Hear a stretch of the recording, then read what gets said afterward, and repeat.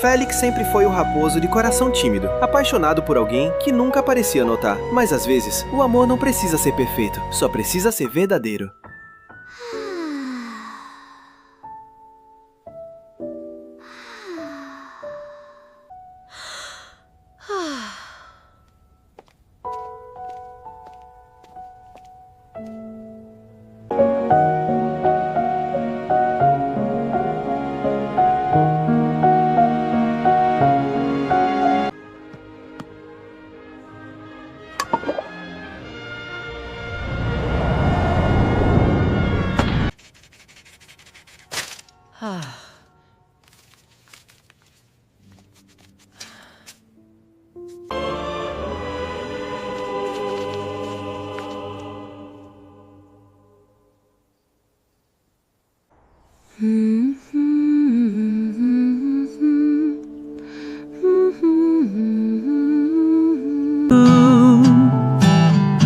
I might, then I can